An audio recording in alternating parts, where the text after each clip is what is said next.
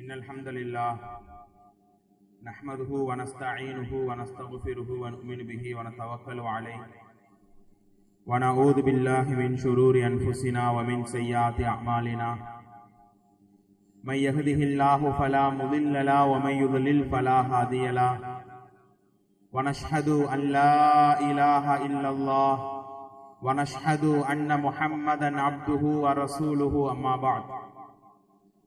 அளவற்ற அருளாளனும் நிகரில்லா பேரன்புடையவனுமாகிய அல்லாஹ்வின் திருப்பெயரை போற்றி புகழ்ந்து ஆரம்பிக்கிறேன்.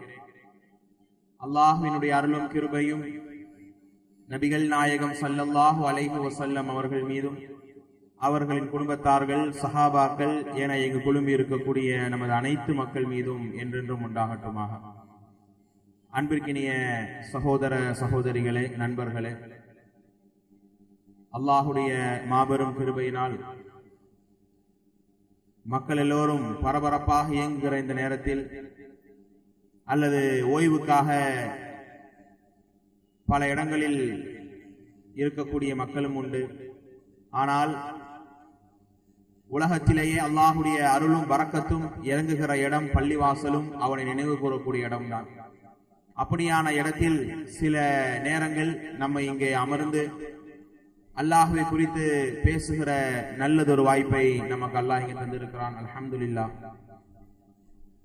நாம் செலவழிக்கிற இந்த நேரங்கள் அனைத்துமே மறுமையில் நம்முடைய பாவங்களுக்கு பரிகாரமாக, நன்மையினுடைய படிக்கட்டுகளாக அல்லாஹ்வுடைய அருளையும் ரஹ்மத்தையும் பெற்றுத்தரக்கூடிய ஒரு வாய்ப்பாக அமையும்.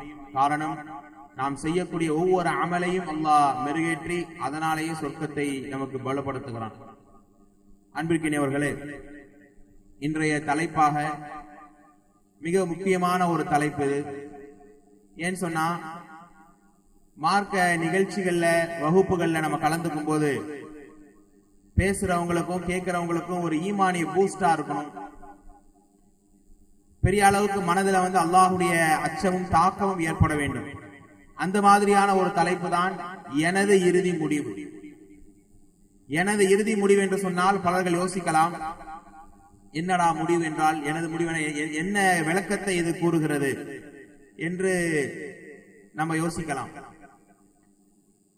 பலர்களுடைய எண்ணத்திலும் அது தோன்றியிருக்கும் மரணத்தினுடைய நிகழ்வை.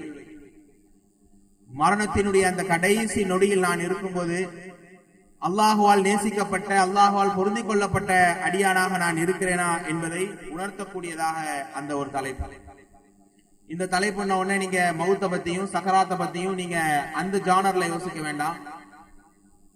நம்ம எல்லாருக்கும் உள்ள ஆசை என்ன? இப்ப இந்த சபையில் உள்ள மக்களை பார்த்து நான் கேட்கிறேன், உங்களுடைய அதிகப்படியான ஆசைனா என்ன? சொர்க்கம் போகணும், அல்லாஹ் பார்க்கணும், கபர்ல வேதனைகள் இல்லாம இருக்கணும், மஹ்ஷர் மைதானத்தில் அல்லாஹுடைய விசாரணைக்கு இலகுவான முறையில் நமக்கு பதில் அளிக்கணும், இலகுவான முறையில் கேள்வி இருக்கணும். இதெல்லாம் நம்முடைய ஆசை. இப்படியான இந்த ஆசைகள் அனைத்தும் நிறைவேற வேண்டுமானால் அதுக்கு ஒரே ஒரு வாய்ப்பு, நமது முடிவு நல்ல முடிவாக இருக்க வேண்டும். அல்லாஹ்வால் நேசிக்கப்பட்ட, அல்லாஹ்வால் பொருந்திக் கொள்ளப்பட்ட ஒரு முடிவாக இருக்க வேண்டும். தோழர்களே, நம்ம எல்லாருடைய நினைப்பு என்னன்னா, நான் இபாதத்தா இருக்கிறேன், அல்லாஹ் ரசூலும் தானே இருக்கிறேன், ஈமான்ல எல்லா வகையிலும் நான் தாக்கத்தோட தான் இருக்கிறேன், எனக்கு நல்ல மௌத்தாப்பா வரும் அப்படிங்கறத வலிமை இருக்கலாம். ஆனா அது ஒரு அசால்ட்டுத்தனமாக இருந்துடக்கூடாது, அதையே நம்ம நம்பி இருந்துடக்கூடாது. ஏன்? ஒவ்வொருவருடைய ஈமானையும் அல்லாஹ் தன் விரல் நுனியிலே வைத்திருக்கிறான். ஒரு முறை அல்லாஹ்வுடைய இது போன்ற ஒரு பயானை மக்களுக்கு செய்து கொண்டிருக்கிறார்கள். வெளியே இருந்து சில சஹாபாக்கள் உள்ள வராங்க. அப்ப ரசூலுல்லாஹ் சொன்னாங்க, தோழர்களே, ஒவ்வொருவருடைய ஈமானையும் அல்லாஹ் தன் விரல் நுனில், ஃபிங்கர் டிப்ஸ் அப்படி அல்லாஹ் வைத்திருக்கிறான். யுகல்லிபுஹா பிமா ஷா, அவன் நாடியவாறு அதை புரட்டி விட்டு விடுவான். பதறி போனார்கள் சஹாபாக்கள், யா ரசூலுல்லாஹ், எந்த மறுமையில வெற்றி கிடைக்க வேண்டும், எந்த மறுமையில் நாங்கள் தோற்று போய்விடக் கூடாது, மறுமையினுடைய வாழ்க்கை நாங்கள் அல்லாஹுடைய முழுமையான நெருங்கிய அடியாருடைய வாழ்க்கையாக அமையணுங்கிறதுக்காக எவ்வளவோ நாங்கள் தியாகங்களை செய்து கொண்டு இருக்கிறோம். ஆனால் உங்களுடைய நாவிலிருந்து இப்படியான வார்த்தையை கேட்ட பின்னால் எங்கள் மனமெல்லாம் நொடிந்து விட்டது யா ரசூல் என்று கேட்டார்கள். ஏன்னா இவ்வளவு கஷ்டப்படுறதெல்லாம் இந்த மறுமை வெற்றிக்காகத்தான், சொர்க்கத்துக்காகத்தான், அல்லாஹ்வுடைய பிரியத்திற்காகத்தான். அப்படியான ஈமானை விரல் நுனியில் அல்லாஹ் வைத்திருக்கிறான், நாடியவாறு புரட்டுவான் என்று சொல்றாங்கன்னா அதை நினைத்து அவர்கள் ஏங்கினார்கள். அது யதார்த்தம் தான் தோழர்களே. அல்லாஹுடைய மார்க்கத்திலே யாரை நிலையாக வைக்க வேண்டும், யாரை நல்ல முடிவோடு மரணிக்க வேண்டும் என்பது அல்லாஹ்வுடைய கையில் தான் இருக்குது என்று பெருமானார் சொன்னார்கள். இன்னொரு செய்தியும் சொல்வார்கள், காலையில் மூமினாக இருக்கக்கூடியவன் மாலையில் காபிரா போயிடறான், மாலையில காபிரா இருக்கக்கூடியவன் என்ன அதே நிலையில் மரணிச்சும் போயிடுறான். ஒவ்வொரு காலை விடியும் போதும் இரவு நேரத்திலே ஒருத்தர் முஸ்லிமாகத்தான் உறங்குகிறான் என்பது இன்னைக்கு கேள்விக்குறியான ஒரு காலகட்டத்திலே நாம் இருக்கிறோம். அப்படியான சூழ்நிலையில் இறைவா எங்களுடைய ஈமானிலே தடுமாற்றத்தை உண்டாக்கி விடாதே, யா அல்லாஹ் எங்கள் ஈமானில் பலகீனத்தை ஏற்படுத்தி விடாதே, உன்னுடைய கட்டளைகளை பேணுவதில் அலட்சியத்தை காண்பித்து விடாதே, உன்னுடைய ஒவ்வொரு உபதேசங்களையும் செறிதாழ்த்தி அந்த ஈமானி உணர்வை அதிகப்படுத்தக்கூடியதாக ஆக்கியா அல்லாஹ் என்று நாம் அதிகமாக கேட்க கடமைப்பட்டிருக்கிறோம் தோழர்களே. ஏனென்றால் நமது முடிவு மோசமானதாக இருக்குமேயானால் அல்லாஹ் பாதுகாக்க வேண்டும். அது வேற வகையாக இருக்குன்னு சொன்னா கபருடைய வாழ்க்கையிலிருந்து மறுமை வரையிலும் அவனுடைய எல்லாமே நஷ்டமானதாக மாறிடும். நரக படுகொலில் தள்ளப்படக்கூடியவனாக அவன் மாறிவிடுகிறான். அதனால் தான் பெருமானார் ஸல்லல்லாஹு 2 துஆக்கள் நமக்கு ஓதி கொடுப்பார்கள். நம்ம எல்லாரும் அதிகம் ஓதக்கூடிய துஆ, யா முகல்லிபல் குலூப் சப்பித் கல்பி அலா தீனிக். என்ன அர்த்தம்? உள்ளங்களை புரட்டக்கூடியவனே, யா அல்லாஹ் என் உள்ளத்தை ஸ்திரத்தன்மையோடு எந்த விதமான பலகீனங்கள் இல்லாமல் நிலையானதாக ஆக்கியா அல்லாஹ் என்ற ஒரு அர்த்தம். இந்த துஆவை அல்லாஹ்வுடைய ரசூல் அதிகமாக ஓதி இருக்கிறார்கள். ஒரு நாளைக்கு ஒரு முறை அல்ல, பல முறை ஓதி இருக்கிறார்கள். பெருமானார் ஓதுவதற்கு என்ன தேவை தோழர்களே? ஈமானுடைய அனைத்து அம்சங்களையும் பெற்ற ஒரு மாமனிதர், யா அல்லாஹ் எங்கள் ஈமானிலே பலகீனத்தை உண்டாக்கி விடாதே, நல்ல முடிவைத்தாய் என்று கதறி இருக்கிறார்கள் அல்லாஹ்வுடைய ரசூல். அல்லாஹ்வும் சொல்லி தருகிறானே, ரப்பனா லா துஸிக் குலூபனா பஅத இத் ஹதைதனா வஹப் லனா மின் லதுன்க ரஹ்மா. இறைவா நாங்கள் நேர்வழி அடைந்த பின்னால், உன்னுடைய பாதைக்கு நாங்கள் வந்து விட்ட பின்னால் எங்களை வழிகெடுத்து விடாதே யா அல்லாஹ். அல்லாஹ் துஆ செய்ய சொல்றான், இப்படி கேள்றானேன்றான் அல்லாஹ். நீயே எல்லா மக்களையும் வழிநடத்தக்கூடியவனாக இருக்கிறாய் என்ற அந்த பிரார்த்தனை நாம் அதிகமாக செய்கிறோமா? அன்றாடம் தொழுகிறோம், குர்ஆனை ஓதுகிறோம், நல்ல அமலில் ஈடுபடுகிறோம். இப்படியே நாம் இருந்து விட்டால் நல்ல முடிவு வந்துவிடும் என்று உறுதியாக நம்புகிறோம். ஆனால் ஒவ்வொரு மனிதனும் பதற வேண்டும், அல்லாஹ்விடத்திலே கதற வேண்டும். கடமையான தொழுகை மட்டுமல்ல, நேரம் கிடைக்கும் போதெல்லாம் யா அல்லாஹ் என்ற முடிவை நீ நேசிக்கக்கூடிய முடிவாக ஆக்கியா அல்லாஹ், நீ விரும்பக்கூடிய முடிவாக ஆக்கியா அல்லாஹ், நீ பொருந்திக் கொள்ளக்கூடிய முடிவாக ஆக்கியா அல்லாஹ் என்று அல்லாஹ்விடத்தில் நாம் கேட்க கடமைப்பட்டு இருக்கிறோம் தோழர்களே, தாய்மார்களே. அப்படியான ஒரு செய்திதான் இந்த செய்தி. நபிமார்கள் எடுத்துக்கொண்டால் தங்களுடைய பிள்ளைகளுக்கு அதிகமாக கொடுத்த அட்வைஸ், அதிகமா என்ன அவங்களுக்கு மெசேஜ் கொடுத்திருக்கிறாங்க, ஈமானை குறித்து அவங்க விளக்கம் கொடுத்திருக்கிறாங்க. அதே போல அந்த ஈமானோடையே மரணிக்கவும் தன்னுடைய பிள்ளைகளுக்கு வசியத்து செய்திருக்கிறார்கள். ஒரு வசனத்தை பாருங்கள், 2வது அத்தியாயம் 132வது வசனம். அல்லாஹ் ரப்பல் ஆலமீன் சொல்கிறான், வவஸ்ஸா பிஹா இப்ராஹீம பனீ வ யாக்கூப் யா புனைய இன்னல்லாஹ அஸ்தஃபா லகுமுத்தீன். இப்ராஹிம் அலைஹிஸ்ஸலாம், யாக்கூப் அலைஹிஸ்ஸலாம் தங்கள் பிள்ளைக்கு அறிவுறுத்துகிறார்கள், என் அருமை மக்களே, அல்லாஹ் உங்களை இந்த மார்க்கத்துக்காக தேர்வு செய்திருக்கிறார். வார்த்தையினுடைய ஆழத்தை யோசித்து பாருங்கள். நம்முடைய பிள்ளைகளுக்கு என்றைக்கா இப்படியான ஒரு அறிவுரையை நாம் சொல்லி இருப்போமா? பிள்ளைகளே தொழுங்கன்றுவோம், பயான் கேளுன்னுவோம், ஹதீஸ படின்னுவோம், பள்ளிக்கு போன்னு சொல்லுவோம். ஆனால் இந்த மார்க்கத்தினுடைய ஈமானுடைய டேஸ்டை ருசிக்க வைக்கிற மாதிரியான அட்வைஸை நாம் செய்திருப்போமா? நபிமார்கள் செய்கிறார்கள். அருமை மக்களே, அருமை பிள்ளைகளே, அல்லாஹ் உங்களுக்கு இந்த மார்க்கத்தை தேர்வு செய்திருக்கிறான். அந்த மார்க்கத்தை புரிந்து கொள்ளக்கூடிய மக்கள் ஒருவராக அல்லாஹ் உங்களை ஆக்கி இருக்கிறானே, இதை நீங்கள் புரிந்து கொள்ள வேண்டும். ஏன்னா இந்த ஈமானையும் ஹிதாயத்தையும் அல்லாஹ் தான் நாடிய மக்களுக்கு அல்லாஹ் தருகிறான். எல்லாருக்கும் இந்த இஸ்லாத்தை அல்லாஹ் கொடுத்துடலையே. அப்படியான நேரத்தில் என்ன சொல்றாங்க? அதாவது ஃபலா தமூதுன்ன இல்லா வ அன்தும் முஸ்லிமூன், பிள்ளைகளே நீங்கள் முஸ்லிமாக அன்றி மரணித்து விடக் கூடாது என்று சொல்கிறார். அப்படியானால் இப்படி நிறைய உபதேசங்களை தங்களுடைய பிள்ளைகளுக்கு நபிமார்கள் சொல்லி இருக்கிறார்கள். லுக்மான் என்ற நல்லடியாரும் தன்னுடைய பிள்ளைக்கு என்ன சொல்றாரு? இதே அட்வைஸ் கொடுக்கிறாங்க. அல்லாஹ் உங்களுக்கு இந்த மார்க்கத்தை வழங்கி இருக்கிறான், இந்த மார்க்கத்திலேயே பிணைப்பாக இணைப்பாக உறுதியாக இருந்து நீங்கள் மரணிக்க வேண்டும். அப்படியானால் இந்த நல்ல முடிவு ஒருவனுக்கு கிடைக்குமேயானால் அவனை விட சிறந்தவன் இம்மையிலும் யாரும் இல்லை, மறுமையிலும் யாரும் இல்லை. அப்படியான பெரும் பாக்கியத்தை அல்லாஹ் உண்டாக்கி தருகிறான். நம்ம நிறைய ஹதீஸ்கள்ல படிச்சிருப்போம். சக்கராத் என்கிற அந்த ஒரு நிலை, பெருமானார் ஸல்லல்லாஹு அலைஹி வஸல்லம் தன்னுடைய மரண நேரத்திலே தலையிலே துண்டை ஈர துணியை கட்டி கொண்டிருக்கிறார்கள். அதற்கு மேலாக அந்த சூட்டினுடைய வாடை மக்கள் உணர்கிறார்கள். பாத்திமா ரலியல்லாஹு அன்ஹா ஒரு புறம் அழுது கொண்டிருக்கிறார்கள். அருமை மகள் பாத்திமா, இந்த நாளுக்கு பின்னால் உன் தந்தைக்கு எந்த சிரமம் இல்லை என்று மகளுக்கு ஒருவரும் ஆறுதல் சொல்கிறார்கள். பெருமானாருடைய 10 ஆண்டுகள் இருந்து பணிவுடை செய்த அனஸ் இப்னு மாலிக் ரலியல்லாஹு அன்ஹு அவர்கள் ஒருபுறம் உட்கார்ந்து கதறுகிறார்கள். அந்த பணியாளரை அப்படியே நெருக்க அணைத்துக் கொண்டு, அனசே, உங்களில் இருவர் அடையக்கூடிய சக்கராத்தை நான் ஒருவன் மட்டுமே அடைந்து கொண்டிருக்கிறேன் என்று சொன்னார்கள். அப்படியான சக்கராத்துடைய நிலை வரும்போது ஒவ்வொரு மனிதர்களுமே பதறுவார்கள். ஏன்னா இன்னைக்கெல்லாம் போனை திறந்தாலே ஏதாவது ஒரு மவுத்து செய்தி நம்ம கேட்டுக்கிட்டு தான் இருக்கும். மவுத்து செய்தியை கேட்காத நாளே கிடையாது. பேஸ்புக் திறந்தா இந்த ஊர்ல அவர் மவுத் ஆயிட்டாரு. யோசிச்சு பாருங்க, யாராவது சொல்ல முடியுமா? இல்ல, நான் மவுத்து செய்தியை கேட்கலங்க, டெய்லி கேட்கலங்க, வாரத்துல குறைஞ்ச ஒரு 2-3 மவுத்து செய்தியை கேட்டுருவோமா இல்லையா? ஆனால் ஒரு நாள் என்னுடைய போன்லயே என்னுடைய மவுத்தை ஷேர் பண்ணிக்கிட்டு இருப்பாங்க. என்னுடைய வீட்டினை ஜனாசாவாக போட்டு வைப்பார்கள். எனக்கும் அந்த இறுதி நிலை, கடைசி நொடி வரும். இந்த உலகம் இருண்டு போகக்கூடிய நிலை. மீண்டும் என்னுடைய இல்லங்களுக்கு செல்ல முடியாது. என் மனைவி மக்களோட அன்பாக நான் பேச முடியாது. உறவுகளோடு அன்பு பாராட்ட முடியாது. உலகம் என்னை விடை கொடுத்து அனுப்பக்கூடிய அந்த கடைசி நேரம் வரும்போது, அந்த சக்கராத்திலே சில அடியார்களை அல்லாஹ் ரப்பல் ஆலமீன் அன்போடு அவர்களை அரவணைக்க தயாராகி விடுகிறான். எப்படி? புஷ்ஷிர பிர்ரிதுவானிஹி வ கராமத்திஹி ஹதீஸிலே வருகிறது. ஒரு அடியான் மரணத்துக்கு இறுதி நிலை அடைய தயாராக இருக்கும் போது அல்லாஹ் குதூகலம் அடைகிறான், அல்லாஹ் சந்தோஷம் அடைகிறான். எனக்காக வாழ்ந்த அடியான், எனக்காக தன்னைத்தானே மாற்றிக்கொண்ட அடியான், அவன் மரண நெருக்கத்தை அடைந்து விட்டான், மரணித்து விட்டால் அவன் கபரிலே வருகிறான். அவனை நான் சங்கை செய்வதற்கான நேரம் இது என்று ஒருவனுடைய கடைசி நேரத்தில் அல்லாஹ் மகிழ்ச்சி அடைகிறான். அந்த அடியானும் நாம் அல்லாஹ்வை பார்க்க போகிறோமே என்று மகிழ்ச்சி அடையக்கூடியவனாக இருக்கிறான். மரணத்தை யாரும் விரும்புறது கிடையாது இல்லையா? யாரா இருந்தாலும் இன்னும் கூட வருஷம் வாழ்ந்து ஆசைப்படுறோம். ஐஷா அம்மா கேட்கிறாங்க, எல்லாருமே மரணத்தை வெறுக்கிறாங்களா இல்லையா? யார் மரணத்தை விரும்ப போறா? ஆனால் சக்கராத்து வரும்போது ஒரு மனிதன் அந்த மௌத்தை விரும்புவான். மௌத் அடைந்து விட்டால் என் ரப்புல் ஆலமீனுடைய அன்பை நான் பெறுவேனா இல்லையா? என் ரஹ்மானுடைய பிரியத்தை நான் அடைவேனா இல்லையா என்கிற அந்த ஆசையும் என்கிற அந்த ஒரு ஏக்கம் என்ன ஆயிரும்? நல்ல முடிவு கொண்ட அடியார்களுக்கு அல்லாஹ் உண்டாக்கி தருகிறான். முன்னாடி ஓதுன காரி அந்த சிறுவர் கூட அழகான ஒரு வசனம், ராத்தியாவில் அருமையாக இருந்தது.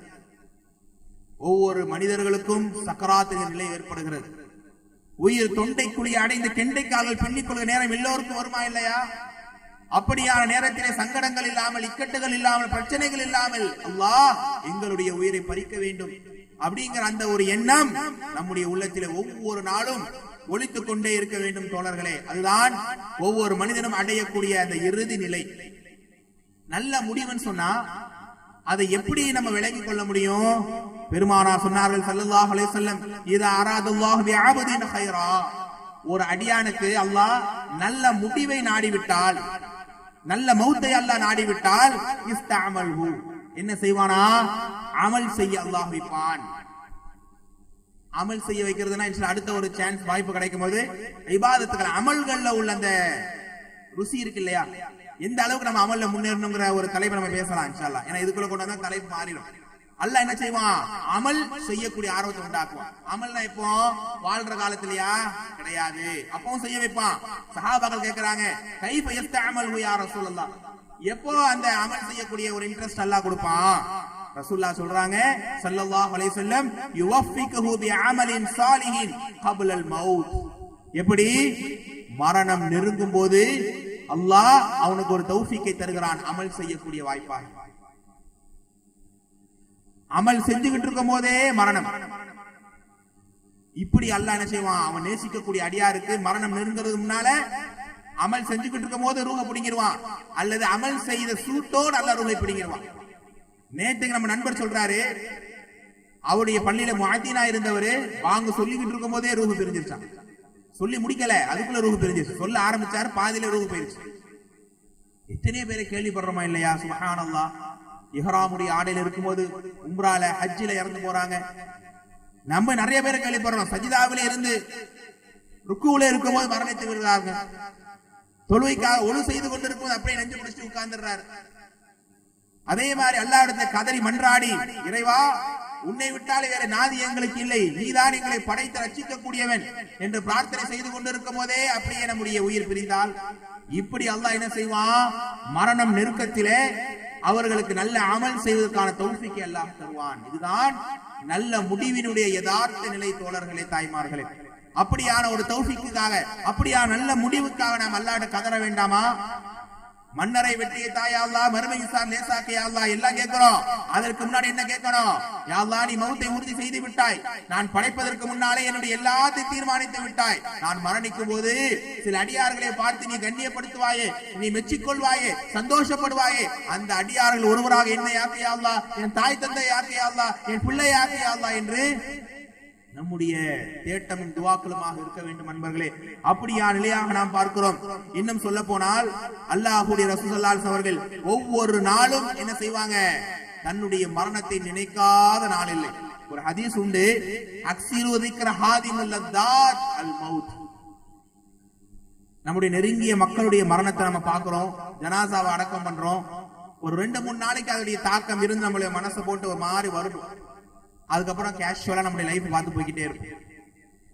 ஆனால் பெருமானார் சொன்னார்கள், உலக ஆசைகளையும் இன்பங்களையும் தவிடுபடியாக்கக்கூடிய இந்த மௌத்தை நீங்கள் நினைத்து பார்த்தால் அந்த நல்ல முடிவு என்பது உங்களுக்கு ஏற்படும் என்று சொன்னார்கள்.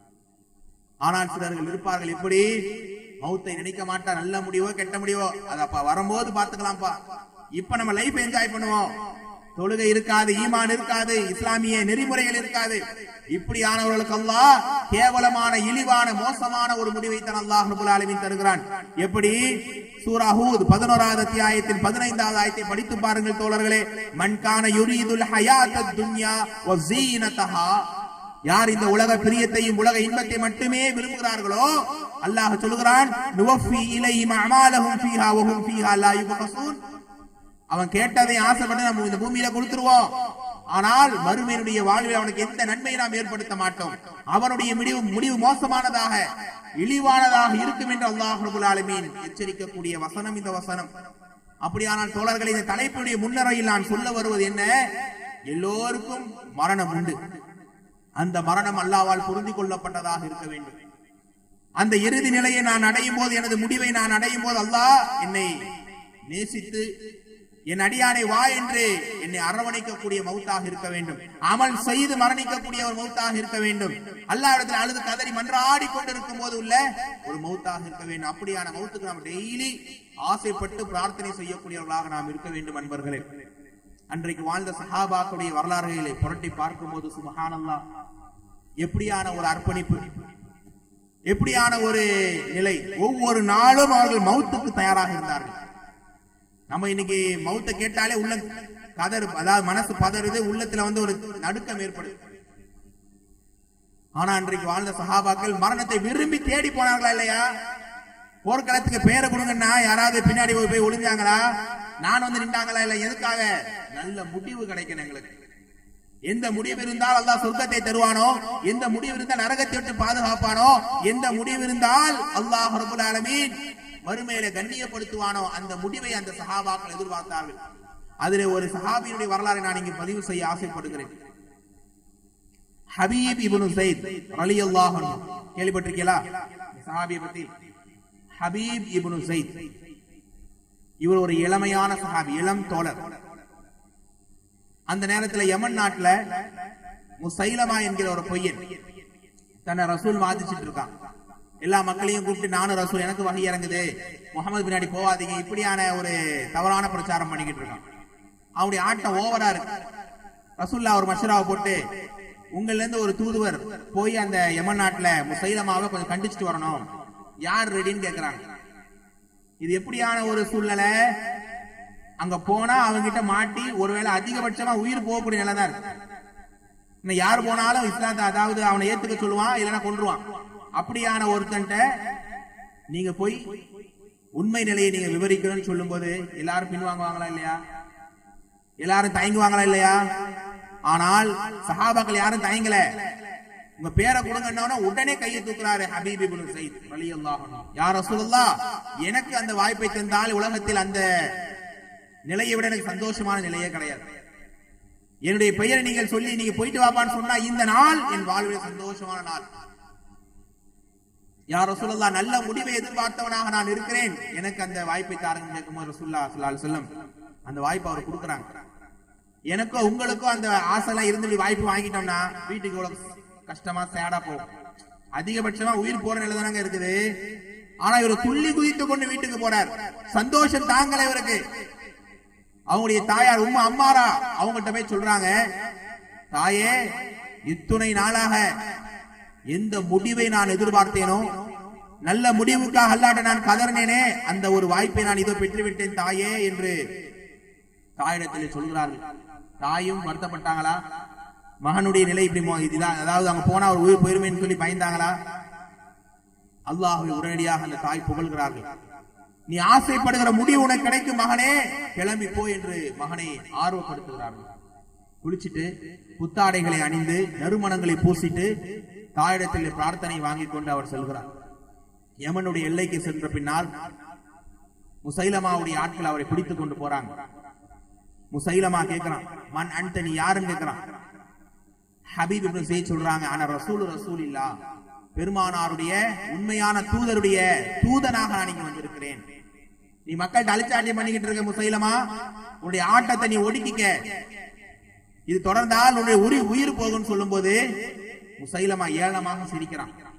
இப்போது ஒண்ணு கெட்டு போயிடல ஹபீப், என்னை ரசூல் என்று சாட்சி சொல்லு, நான் அவனை விட்டுறேங்கிறான்.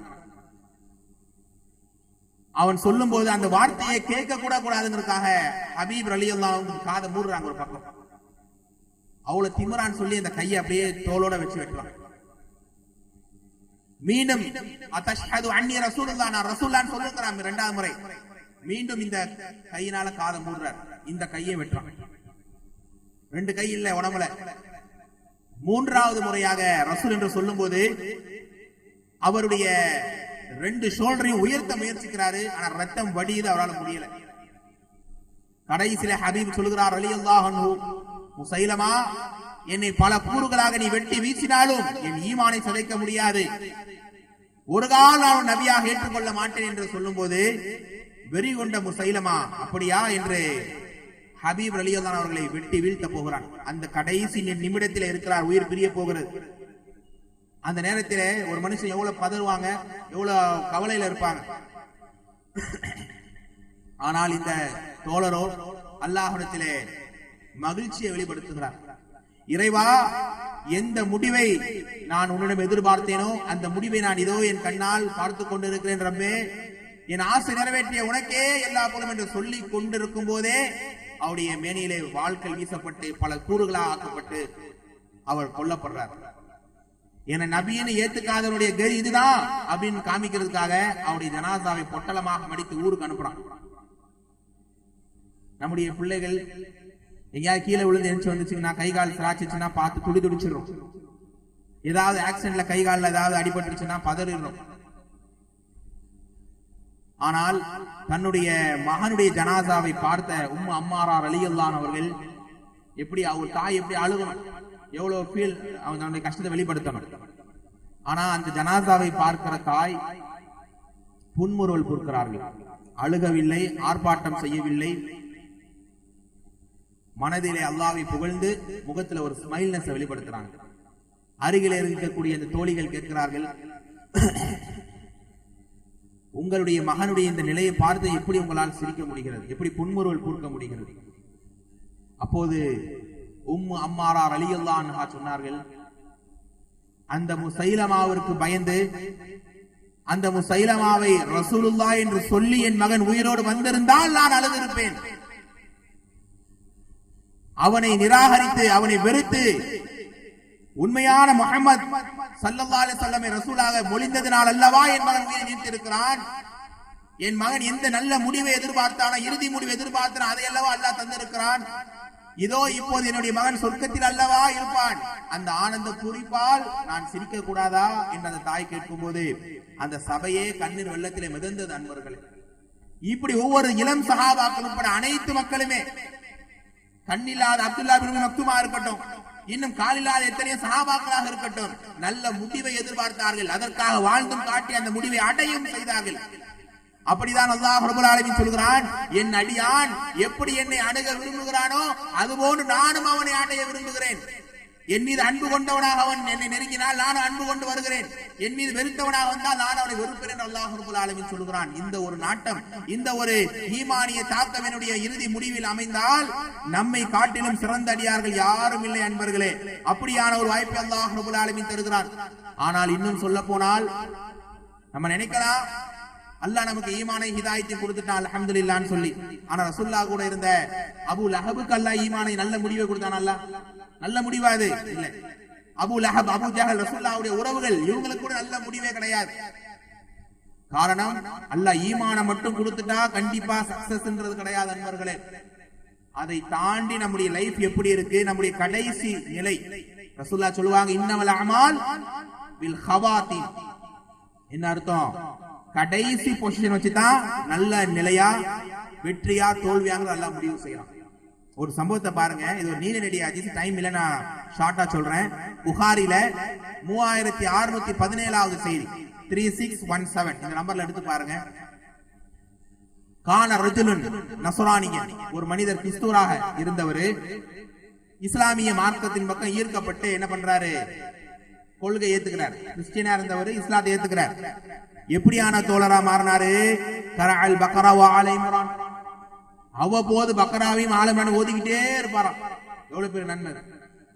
பக்ராவையும் ஆல இம்ரானையும் ஓதி வந்தா என்ன சிறப்புங்க? யாரா சொல்லுங்க. பக்ராவையும் ஆல இம்ரானையும் ஓதுறது என்ன நன்மை கிடைக்கும் தெரியலையா? ஷஃபியான் லி அஸ்ஹாபிஹி, அது ஓதக்கூடியவர்களுக்கு அந்த சூறாவே மறுமையில ஷஃபாஅத்தா வந்து நிக்கும், பரிந்து பேசும். இப்படி ஒரு அமல செய்யறார் அவர். அதோட இல்ல, என்னது? ஃபகாத யக்துபு நபி ஸல்லல்லாஹு அலைஹி வஸல்லம் அல் வஹி, ரசூலுல்லாஹ்க்கு வஹியை எழுதி கொடுப்பார். பல சஹாபாக்களுக்கு வஹி போறதுக்கு முன்னால, குர்ஆன் போறதுக்கு முன்னாடி இவருக்கு தான் ஃபர்ஸ்ட் வஹி போகும். இப்படியான ஒரு தோழர் கிறிஸ்டியனா இருந்து முஸ்லிமா மாறி இவ்வளவு அமல்கள் செய்யறாரு. வஹியவை இவர் தான் எழுதுறாரு. அல்லாஹ்வுடைய நாட்டம், அல்லாஹ்வுடைய விதி என்ன ஆகிறாரு? ஃபஆத நஸ்ரானியன், என்ன மீண்டும் கிறிஸ்டியனாவே மாறிடுறாரு, மீண்டும் குஃப்ருக்கு போயிடுறாரு.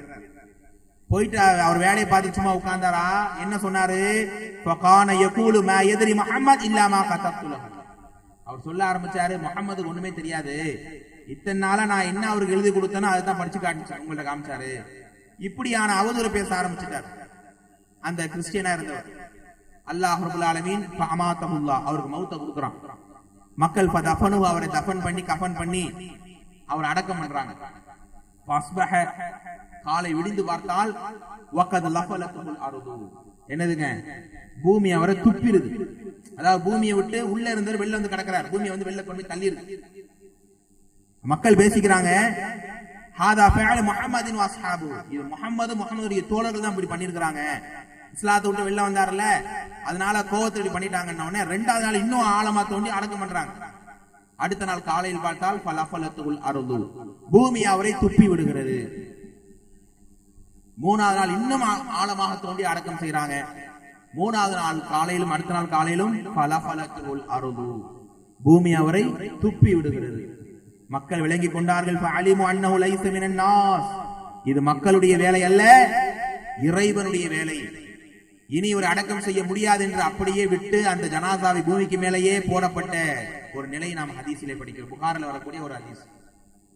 பார்த்தீர்களா என்ன ஒரு மோசமான முடிவு. ரசூல்லா கூட இருந்து ரசூல்லா பார்த்துட்டாலே எவ்வளவு புரியும், ரசூல்லா பேரை கேட்டாலே சந்தோஷமா வரும். ரசூல்லாவுடைய வரலாறு படிக்கும் போது நம்முடைய மனசுல நெகிழ்ச்சி ஏற்படுது. மறுமையில ரசூல்லா பார்த்துட மாட்டோமான்ற ஒரு ஏக்கம் இருக்கு. ரசூல்லா காலத்திலே வாழ்ந்து ரசூல்லா கூடயே இருந்து ரசூல்லாவுடைய வஹி எழுதினவருக்கு அல்லாஹ் என்ன செய்யல? நல்ல முடிவு இல்லை. என்ன விளங்குறோம்? இன்னைக்கு எத்தனை பேரை பாக்குறோம்? சுப்ஹானல்லாஹ். ரசூல்லா சொல்றாங்க, யபிஉ தீனஹு பிஅரலின் மினத் துன்யா, மார்க்கத்தை உலக பிரியத்துக்காக அற்ப விலைக்கு வித்து விடுவார்கள். பணத்துக்காக, பேருக்காக, புகழுக்காக, அற்ப காதலுக்காக மார்க்கத்தை விலை பேசி போறாங்களா இல்லையா? நல்ல முடிவாது அல்லாஹ்வால் சபிக்கப்பட்ட ஒரு முடிவாக அது அமைகிறது. அதே மாதிரி ஒரு போர்க்களம், போர் நடந்து கொண்டு இருக்கிறது. எதிரணியில இருக்கக்கூடிய ஒரு எதிரி, போரினுடைய நடுவிலேயே அவருக்கு ஒரு மன மாற்றத்தை அல்லாஹ் கொடுக்கிறான். என்னடா இந்த முஸ்லிம்கள் உலக ஆதாயத்துக்கெல்லாம் போர் செய்யல, ஏதோ ஒரு ஈமானுக்காக தான், ஏதோ ஒரு வேற விஷயம் அவங்கள்ட்ட இருக்குது. போருடைய அந்த கேப்ல ரசூலுல்லாஹ் சந்திக்கிறார். முஹம்மதே, உங்களுடைய தோழருடைய இந்த வீரியத்தை நான் பார்த்து ஆச்சரியப்படுகிறேன். நாங்கெல்லாம் காசு பணத்தை உலகத்துக்காக போர் செய்யறோம், ஆனா உங்க மக்கள் வேற நிலைக்காக போர் செய்கிறார்கள். ரசூலுல்லாஹ் கொஞ்ச நேரம் தான் பேசினாங்க. அதுக்குள்ள நான் இஸ்லாத்தை ஏற்றுக்கொண்டால் எனக்கு என்ன முடிவுன்னு கேட்கிறாங்க. ரசூலுல்லாஹ் ஒரே வார்த்தை ஷார்ட்டா, வலக்கல் ஜன்னா, உனக்கு சொர்க்கம் இருக்குன்னு. உடனே கலிமா சொல்கிறார். முஸ்லிம்கள் அணியிலே மாறுகிறார். எதிரிகளேற்ற போர் செய்யறார். காலையில காபிரா இருந்து போர் செஞ்சவரு மாலையில முஸ்லிம்கள் அணியில முஸ்லிம்களுக்காக எதிரிகளை கொள்றார். அதே போர்க்களத்தில் அவருக்கு உயிரும் போகுது, ஷஹீதாயிடுறார். அவருடைய ஜனாசா கஃபன் பண்ணி ரெடியா இருக்கு. சஹாபாக்களுக்கெல்லாம் டவுட். கலிமா தான் சொல்லியிருக்கிறார், ஒரு தொழுகை இல்ல, ஈமான் இல்ல, எந்த அமலும் இல்ல. ரசூல் ஸல்லல்லாஹு அலைஹி அவர்களே, இந்த தோழருடைய முடிவு என்ன? ரசூல் ஸல்லல்லாஹு அலைஹி அப்படியே புன்னகைத்தவர்களாக சொன்னார்கள், ஹுவ தஹலல் ஜன்னா, ஹுவ தஹலல் ஜன்னா, சொர்க்கம் நுழைந்து விட்டார். நீங்க இப்ப கேக்குறப்ப அவர் இப்ப ஆல்ரெடி போயிட்டார் சொர்க்கத்துக்கு. எப்படி? லம் யஸ்ஜுது லில்லாஹி சஜிதத்தன் வாஹிதா, அல்லாஹ்வுக்காக ஒரு சஜிதாவை கூட செய்யாமல் சொர்க்கம் சென்று விட்டார். அப்படியான தோழர் தான் இவர் என்று சொன்னார்கள். பாருங்கள் இவருக்கான முடிவு எப்படி. என்ன நமக்கு விளங்குது? அந்த முடிவுங்கிறது அல்லாஹ்வுடைய கையில இருக்கு. அந்த ஒரு பதட்டம், அந்த ஒரு கலக்கம் நம்முடைய உள்ளத்துல என்றென்றைக்குமே நிலையாக இருக்கணும். யா அல்லாஹ், இப்ப நான் பக்காவா கரெக்டா தொழுதுறேன், எல்லாமே இருக்கிறேன், அல்லாஹ்வுடைய நாட்டம் விதி, யாரை எப்படி மாத்துவான் அந்த ஒரு பயம் இருக்கணும். அந்த துஆ கேட்டுக்கிட்டே இருக்கணும். யா அல்லாஹ், எங்கள் ஈமானிலே பலகீனத்தை கொடுத்து விடாதே. சில பேர்லாம் பார்ப்போம், நீங்களா இப்படி ஆயிட்டீங்க, மது குடிக்கக்கூடிய ஆளா இருப்பார், 5 வேளை தொழுது பள்ளிங்கதியா இருந்தவரு அப்படி மாறி இருப்பார். இப்படி எல்லாம் மாறக்கூடிய மக்களை பார்க்கிறோம். அதே மாதிரி இன்னொரு செய்தி, ஒரு நபர் மார்க்கத்துக்காக போர் செஞ்சுட்டு, ஹதீஸ் கேள்விப்பட்டிருப்பீங்க, மார்க்கத்துக்காக போர் செஞ்சுட்டு இருப்பார். சஹாபாக்கள் நினைச்சாங்க இவரை காட்டிலும் ஒரு வீரம் கிடையாது, இவரால தான் இன்னைக்கு முஸ்லீம் வெற்றி கிடைக்க நினைச்சாங்க. ஆனா ரசூல் என்ன சொன்னாங்க? ஹுவ மின் அஹ்லின் நார், அவர் நரகவாசின்னு சொன்னாங்க. ஏன்? அந்த நாள் நைட்டே அந்த வாளால அவரு தன்னை குத்தி கொலை செய்து கொண்டார், தற்கொலை பண்ணிக்கிறார். ஏன்? போர்ல வந்த காயத்தினால அவரை பொறுக்க முடியல. நல்ல முடிவாது. அதே போல ஷஹீதா இருந்தா எவ்வளவு முடியும். இப்படி சுப்ஹானல்லாஹ், அல்லாஹ் ரப்பல் ஆலமீன் நாடிய மக்களுக்கு மட்டுமே சிறந்த உயர்ந்த முடிவை அல்லாஹ் ரப்பல் ஆலமீன் ஏற்படுத்துகிறான். அப்படியான முடிவை எதிர்பார்த்து தான் சஹாபாக்கள் ஒவ்வொரு காலகட்டத்திலும் அல்லாஹ்விடத்திலே கதறினார்கள். குறிப்பாக அபூபக்கர், உமர் ரலியல்லாஹு அன்ஹுமா 2 சஹாபாக்களுடைய அந்த இறுதி நிலையை கொஞ்சம் யோசித்து பாருங்கள். அபூபக்கர் ரலியல்லாஹு அன்ஹு யார்?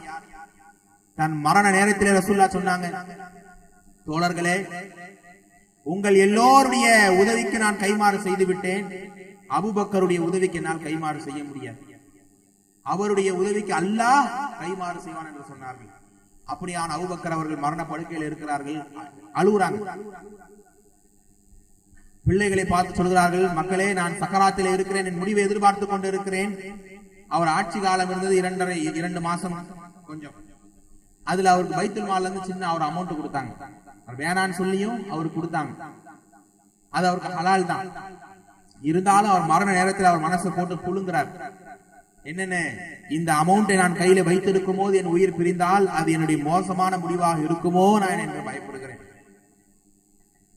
எனவே இந்த தொகையினை நான் மீண்டும் பைத்துல் மால்லையே சேர்க்கிறேன் என்று சொல்லி பைத்துல் மாலை சேர்த்து விட்ட பின்னால் அவருடைய மனது ராகத்தடைகிறது. எப்படியான அபூபக்கர் ரலியல்லாஹு அன்ஹு அவர்கள் முதலாக இஸ்லாத்தை ஏற்ற ஒரு மாமனிதர். பெருமானார் ஸல்லல்லாஹு அலைஹி வஸல்லம் பல பணிகளில் ஒத்துழைப்பு தந்த ஒரு நபர். 2 ஆண்டுகளில் மிகப்பெரிய ஆட்சியை உருவாக்கியவர். அந்த ஹலாலான ஒரு விஷயத்தில் அது மனசு ஒரு குறைபாடாக இருந்து கதறிய காட்சியை பார்க்கிறோமா இல்லையா? அதே போல உமர் இப்னு கத்தாப் ரலியல்லாஹு அன்ஹுடைய இறுதி சம்பவத்தை எத்தனை முறை படித்தால் நம்முடைய உள்ளத்திலே பெரிய ஒரு கனம் ஏற்படுகிறது. அபுல் உலு அல் ஃபைரோஸ் என்பவன் உமர் இப்னு கத்தாபை குத்திடுறான். சுபு தொழுதுட்டு இருக்கும்போது நீங்க ஹதீஸ்ல படிச்சிருப்பீங்க, வயிற்றுல குத்தி அதை பெரிய ஒரு வலியா ஆரம்பிச்சது. வீட்டுல அப்படியே வெறும் தரையில படுக்க வைக்கப்பட்டிருக்காங்க. வாயில பாலை ஊத்தினாலும் வயிற்று வழியா அந்த ஓட்டையில ரத்தமா வெளியேறிக்கிட்டு, ரத்தம் அப்படியே ஓடிக்கிட்டு இருக்கு அவர் உடம்புல இருந்து. அவருடைய மகன் இப்னு உமர் ரலியல்லாஹு அன்ஹு பதறார். தந்தை படுகிற பாட்டை பார்க்க முடியவில்லை. ஓடோடி கேட்கிறார், தந்தையே, நீங்கள் வெறும் தரையிலே படுத்திருப்பதனால் ரத்தம் ஓடுவது ரொம்ப அதிகமாக இருக்கிறது. நான் உங்களுக்காக சில பஞ்சுக்களை அடிக்க வைக்கப்பட்ட அந்த மெத்தைகளை நான் தரவா?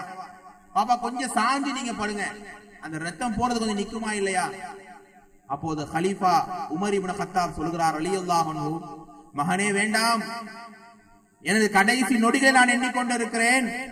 இந்த பஞ்சு மெத்தையில் படுத்த நிலையில் என் உயிர் பிரிந்தால் அது எனது முடிவை கெடுத்து விடுமோ என்று நான் பயப்படுகிறேன். வேண்டாம் மகனே, தந்தையே, அப்படியானால் என் நெஞ்சிலே சாய்ந்து கொள்ளுங்கள், ரத்தம் போறதை என்னால பார்க்க முடியல தந்தை என்று கதறார். மகனே, இந்த உலக காலத்திலே நீ உன்னுடைய அன்பை எனக்கு தருவாய், நான் உன்னுடைய மேலே சாய்ந்து கொள்வேன், மன்னரையில் யார் எனக்கு உதவியாக இருப்பார்கள், வேண்டாம், இப்படியே என்னை விட்டுவிடு என்று உமர் இப்னு கத்தாப் அவர்கள் சொல்கிறார்கள். பாருங்கள், யார் இந்த உமர் கத்தாப் ரலியல்லாஹு அவர்கள்? எந்த உமரின் நாவால் அல்லாஹ் பேசுகிறான் என்று பெருமானார் சொன்னார்களோ, எந்த உமர் ஒரு தெருவிலே வந்தால் அடுத்த தெருவிலே ஷைத்தான் ஓடுகிறான் என்று சொன்னார்களோ, எந்த உமரின் கூற்றிற்கேற்ப 27 வசனங்களை அல்லாஹ் இறக்கினானோ, எந்த உமரை சொர்க்கவாசி என்று பெருமானார் டிக்ளேர் செய்தார்களோ, அப்படியான உமர் இப்னு கத்தாப் ரலியல்லாஹு அவர்கள் சின்ன பஞ்சு மெத்தையில் படுப்பதினால் முடிவு மோசமாகுமோ என்று கதறுகிறாரே. நமது நிலை என்ன தோழர்கள், தாய்மார்கள்? மேராஜுடைய இரவில் ரசூலுல்லாஹி ஸல்லல்லாஹு அலைஹி வஸல்லம் அவர்கள் சொர்க்கத்து காட்சிகளை எல்லாம் பார்த்து வருகிறார்கள். அந்த நேரத்துல முத்தாலான மாளிகை ரசூலுல்லாஹ் பார்க்கறாங்க, முத்துக்களாலே கட்டப்பட்ட மாளிகை. அந்த மாளிகைக்குள்ள ரசூலுல்லாஹ் போய் பார்க்க அவ்வளவு ஆசைப்படுறாங்க, அவ்வளவு அழகா இருக்கு. அங்க இருக்கக்கூடிய ஒரு காவலாளி பெண்மணி இருக்கிறாங்க, இது யாருக்குன்னு உடனே இது உமருக்குன்னு சொல்லப்பட்டது. ரசூலுல்லாஹ் அப்படி பார்க்காம வந்துட்டாங்க. கீழே வந்து மேராஜுடைய சம்பவங்களை எல்லாம் ரசூலுல்லாஹ் விளக்கும் போது, இப்படி முத்தாலான மாளிகையை நான் பார்த்தேன், அது உமருக்கு என்று சொல்லப்பட்டது. அவர் அனுமதி இல்லாம போனா ரோஷப்பட்டுவாரோ நான் பார்க்கலன்னு ரசூலுல்லாஹ் சொல்லி முடிக்கிறதுக்குள்ள மக்களை எல்லாம் தள்ளிவிட்டு ஓடோடி வந்து பெருமானாரை கட்டி தழுவி கொண்டார். அல்லாஹ்வுடைய ரசூலே, எங்கள் ஹபீபே, நான் எல்லாம் யார்? அழிவிலே இருந்தேன், பாவத்திலே இருந்தேன், இறைவனை புரியாதவனாக நான் இருந்தேன்.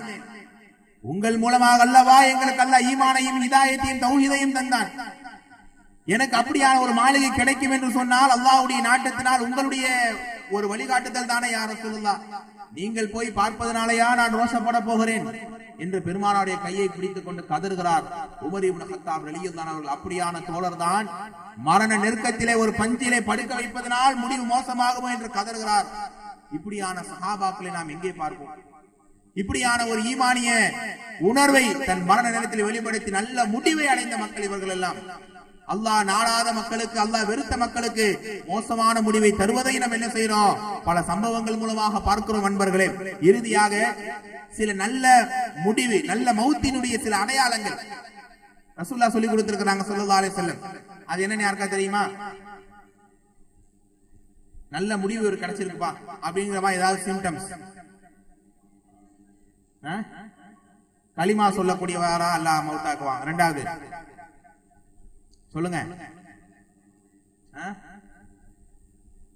அமல் செய்து கொண்டிருக்கும் போது.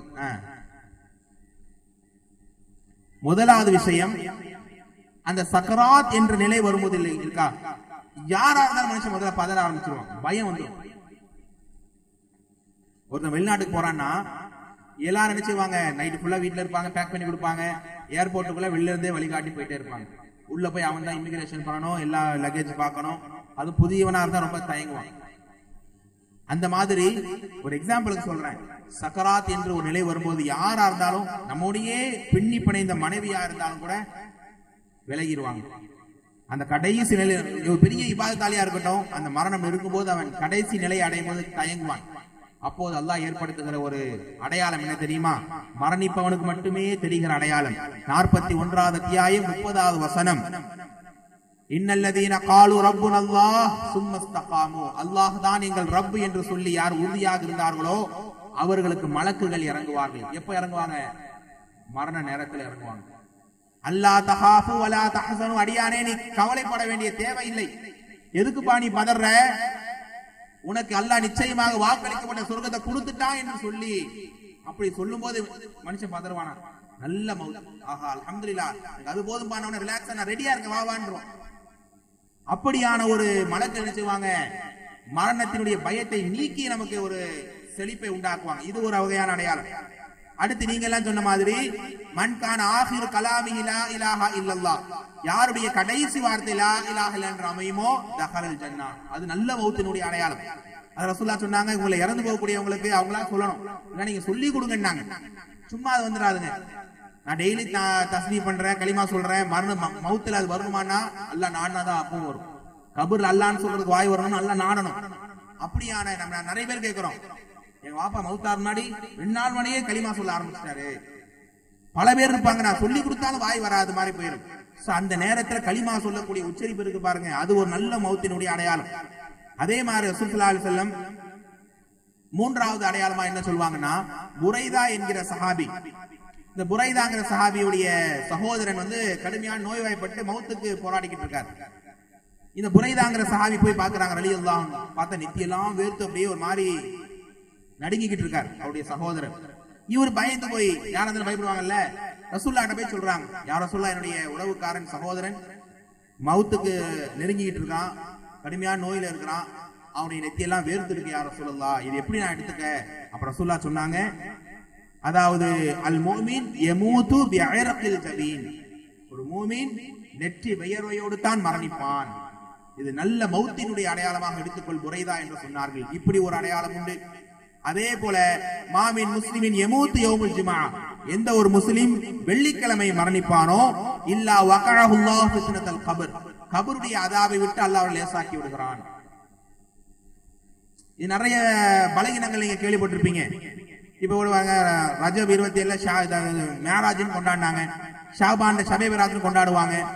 அதே மாதிரி லைலத்துல் கத்ர் 27ன்னு சொல்லி அன்னைக்கு மட்டுமே கொண்டாடி அன்னைக்கு மௌத்தானா, இந்த மாதிரி சிறப்பான நாள்ல மௌத்தானா அவங்களுக்கு கபர் வாழ்க்கை கிடையாது, ரமலான்ல மௌத்தானா கேள்வி கணக்கு கிடையாது, மக்கா மதீனால மௌத்தானா அவங்களுக்கு நேரடி சொர்க்கம், இப்படி எல்லாம் சொல்லுவாங்க. இதெல்லாம் பலகீனம். இது நமக்கு ஆதாரபூர்வமான செய்தி. ஈமான் கொண்ட இபாதத்தோடு இஹ்லாஸா இருக்கிற அடியான் வெள்ளிக்கிழமை ஒரு மௌத் வந்துருச்சுன்னா, வெள்ளிக்கிழமைனால ஒரு அல்லாஹ்வுக்கு பிடிச்சமான நாள். அல்லாஹ் ரப்பல் ஆலமீன் ஆதம படைச்சது வெள்ளிக்கிழமை, ஆதம பூமிக்கு இறக்குனது வெள்ளிக்கிழமை. நிறைய ஸ்பெஷாலிட்டி இருக்கு வெள்ளிக்கிழமை. அன்னைக்கு நம்ம மௌத் ஆவறோம்னு சொன்னா எவ்வளவு பெரிய வாய்ப்பு. இல்லா வகஅஹுல்லாஹு ஃபித்னத்தல் கபர், கபருடைய அதாபை விட்டு லேசாக்கிறான். இப்படியான ஒரு சிறப்பையும் பார்க்கிறோம். அதே மாதிரி ஷஹீத் என்கிற அந்தஸ்தோடு, இது தனி பாடம், இது விளங்கிங்க. ஷஹீத் என்கிற அந்தஸ்தோடு என்ன செய்வான், அல்லாஹ் மரணிக்க செய்து விடுவான். இறுதியாக பெருமானார் சொன்னார்கள் ஸல்லல்லாஹு அலைஹி வஸல்லம், திடீர் என்கிற ஒரு மௌத்தை கொடுத்துருவான். இது 2 வகையான ஒரு நிலை இருக்கு. திடீர் மௌத்துல சொல்ல பாதுகாப்பு தேடி இருக்கிறாங்க, ஆனா ஒருத்தர் நல்லா இருக்கிறாரு, நோயில இல்லாம படுக்கையில் இல்லாம. நம்ம அதிகமான வயசான துவா செய்வாங்க, யாருக்கிட்டே எங்களை போட்டுறாதே யா அல்லாஹ், யாரும் தூக்கி சுமக்கிற மாதிரி ஆக்கிறாதே யா அல்லாஹ், படுக்கையில எங்களை கேவலப்படுத்திடாதே யா அல்லாஹ்னு கேட்பாங்க வயசானவங்க. அந்த மாதிரி நல்லா இருக்கும் போதே அல்லாஹ் ராஹத்தா தொழுதுட்டு உட்கார்ந்தாருங்க, ரூஹு போயிடுச்சு. இப்படி அல்லாஹ் என்ன செய்வான், ஒரு ரிலாக்ஸா டக்குனா ஒரு ரூஹை பறிச்சு எடுத்துருவான். இப்படியான மௌத் என்னதுங்க, அல்லாஹ் நேசிக்கக்கூடிய நல்ல முடிவினுடைய அடையாளம். எனவே இந்த தலைப்பின் வாயிலாக எனக்கும் உங்களுக்கும் நான் சொல்ல வருகிற விஷயம், இந்த உலகம் நிரந்தரம் இல்லாத ஒரு வாழ்க்கை. நம்ம எல்லாருமே மௌத் என்கிற கதவை தட்டதான் நகர்ந்துகிட்டே போய்கிட்டே இருக்கிறோம். எனவே நம்முடைய வாழ்க்கையில் அல்லாஹ் ஈமான் என்கிற பெரிய ஒரு பொக்கிஷத்தை கொடுத்திருக்கிறான். அதை இன்னும் வலுவாக இருந்து எந்த சூழ்நிலை ஈமான்ல பலகீனங்கள் வந்து விடாமல் அல்லாஹ் ரப்பல் ஆலமீன் இருக்க விரலில் இருக்கக்கூடிய அந்த ஈமான் எப்பவுமே அல்லாஹ் அவன் பக்கம் சாட்சி விடணுங்கிற அந்த நம்பிக்கையை வெளிப்படுத்தி, தடுமாற்றங்கள் இல்லாமல் பலகீனங்கள் இல்லாமல் எந்த வகையிலும் அல்லாஹ் வெறுக்கக்கூடிய பாதைக்கு நாம் சென்று விடாமல் நம்முடைய ஈமானை எப்பவுமே அல்லாஹ்வுக்கு நெருக்கி வைக்க வேண்டும். கடுமையான வெப்ப காலத்தில் இருக்கிறோம். அல்லாஹ் பாவிகளுக்கும் அநியாயக்காரர்களுக்கும் நரக நெருப்பை இரையாக்கி தருகிறானே, அதை விட்டு அதிகமாக பாதுகாப்பு தேட வேண்டும். மரண நேரத்தில் அல்லாஹ் பொருந்தி கொண்டு அல்லாஹ் நம்மை பார்க்க ஆசைப்படுவானே, நடியானே வாடான்னு சொல்வானே, அப்படியான ஒரு இறுதி நிலையை, நல்ல ஒரு முடிவை எனக்கும் உங்களுக்கும் அல்லாஹ் தர வேண்டும். வாழும் போது மரணிக்கும் போது அல்லாஹ்வால் நேசிக்கப்பட்டு பொருந்தி கொள்ளப்பட்டு மரணத்தினுடைய நேரத்தில் இந்த அடையாளங்கள் எல்லாம் பெற்று மலக்குமார்கள் என்னை பார்த்து, என் தாய் தந்தையை பார்த்து, உங்களை பார்த்து, உங்கள் தாய் தந்தை உறவுகள் அனைவரையும் பார்த்து, நீ பயப்படாதப்பா சொர்க்க உறுதி என்று சொல்வார்களே, அந்த ஒரு வார்த்தையை சொல்லப்பட்டு கபரிலே முழுமையான விசாலத்தை அடைந்து மறுமையில நபிமார்களோடு சித்திகீன்களோடு ஷஹீதுகளோடு எழுப்பப்பட்டு அல்லாஹ்வை முழுமையாக முழு நிலவை போன்ற பிரகாசத்திலே பார்த்து குடும்பங்களாக நாம் அனைவரையும் அல்லாஹ் ஜன்னத்துல் ஃபிர்தௌஸிலே உலாவர செய்வானாக என்று அல்லாஹ்விடத்திலே மன்றாடி பிரார்த்தனை செய்து எனது உரையை முடித்து வாய்ப்பளித்த மக்களுக்கு ஜஸாக்கல்லாஹ் ஹைரா சொல்லி முடித்துக் கொள்கிறேன். வாஹிர் தஅவானா அனில் ஹம்துலில்லாஹி ரப்பில் ஆலமீன். அஸ்ஸலாமு அலைக்கும் வரஹ்மத்துல்லாஹி வபரகாத்துஹு.